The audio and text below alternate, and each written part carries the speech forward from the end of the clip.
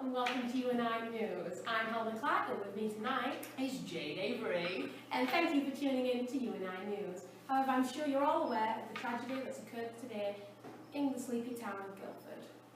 At least 4 people have been killed and over 50 people injured in 2 explosions in the local town of Guildford. The first bomb exploded in the Horse and Groom, approximately according to our sources, at 8:30, destroying the building and shattering the windows of local shops. A second bomb exploded half an hour later in the nearby 7 Stars pub. Most of the casualties were a result of the initial bomb, which detonated without warning at the Horse and Groom. The second pub was one of many pubs in that area that was evacuated after the first bomb exploded. Police have sealed off the area in fear of further attacks. It's just shocking news for the poor city of Guildford. I just can't believe that this has happened. Police have sealed off the area in fear of further attacks. Senior officers have said that given the severity of the explosions and choice of targets, the attacks are likely to be the work of the IRA, but no official confirmation has yet been given. We have Alex at the scene with David Howell, the former Prime Minister of Northern Ireland, with his thoughts on these horrendous attacks. Behind me you can see some of the devastation that has been caused by this horrendous attack that happened less than an hour ago. Here's what some of the witnesses of the blast had to say about the event. Oh, it was so frightening that I walked up there and when I saw the blood, well, it just about turned me. Then I saw 2 on the pane the other side on stretchers. They were dead with blankets over them. And the girls were just screaming and shaking. You know, I was trying to comfort them. You know, I said the best thing to do is to get yourself off and get yourself away.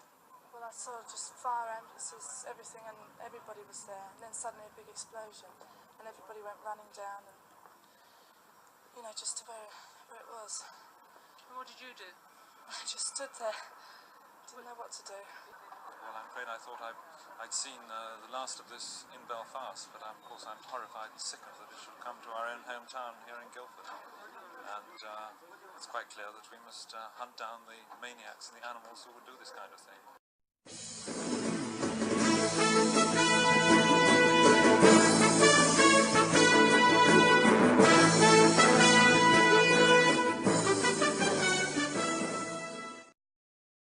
Thank you, Regina Phalange. Well, I guess the motto of that story is never feed a lion of sat in your car. Back to the main news.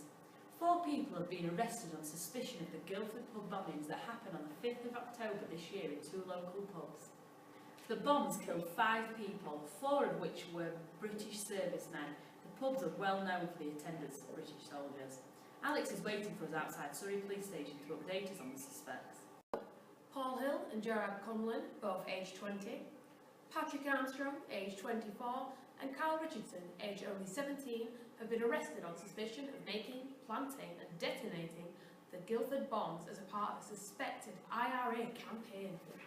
Ooh!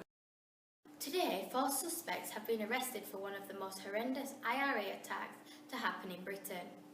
It has just been revealed that 2 of the 4, Jerry Cullen and Paul Hill, are originally from Belfast, although they now reside in North London.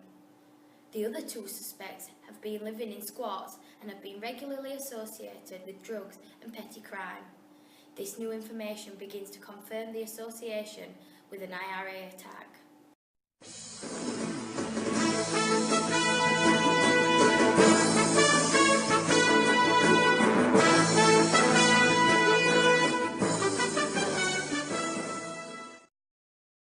And thank you, Key, for that weather report.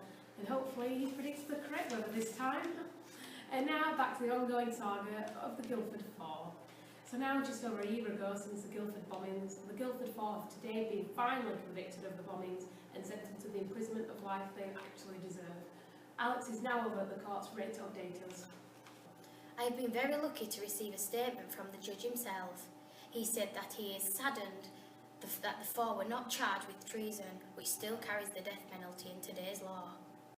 Each member has been given life imprisonment sentences without the option of parole.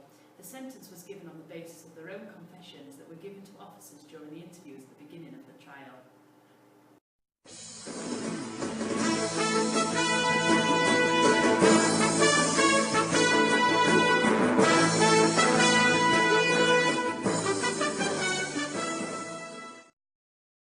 that was Andrew with the sports, and now for some breaking news here on U.N.I News. The Guildford 4 today being released from prison after 15 years after the Guildford bombings. We have Alex live from the prison as Jerry Conlon is being released. Avon and Somerset Police have carried out the investigation into what has been described as the biggest miscarriage of justice within the UK.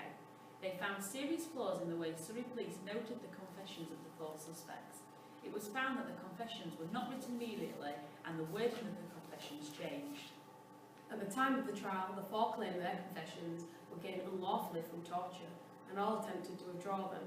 However, the court still based the outcome on these confessions. Can't believe they're doing it these time of day though. Each member also had alibis that proved they were not near the area that the bombings took place in.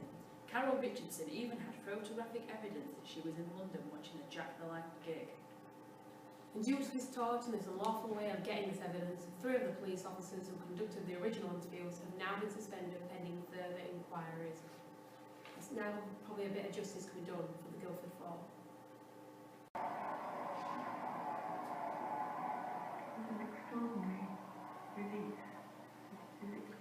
As you can see here, Jerry Conlon, one of the infamous Guildford 4, has just been released after 15 years of serving wrongful sentence. They have all today had their convictions quashed by the Court of Appeal following an extensive inquiry into the original police investigation. We've been lucky enough today to get an U.N.I exclusive interview with a close relative of Jerry Conlon, who was also convicted falsely of being a member of the Maguire 7. The system has broken an innocent man and in their wrongdoing are doing little to put him back together. 15 years locked up knowing you are innocent is a very long time. The psychological damage that may arise from this horrendous event is hard to think about. He saw men dying there, set themselves on fire. He said to me as he walked through the prison before he came out, he'd spent months in solitary, in the dark. He'd been beaten, had people defecting his food, putting glass in his food, seen people murdered, yet had to tell his family they were treating him well. He was innocent, a man who was tortured. He now has no money and won't get any counselling like normal prisoners do. What is this world coming to? It will just be a downward spiral for him now. His life is ruined. All this was the police's fault and the gullible judge's fault. The crucial evidence providing the innocence of Gary was never shown to the judges. No one should leave prison with no preparation to cope for the outside world. It's unfair. A car just drove past him and he was terrified.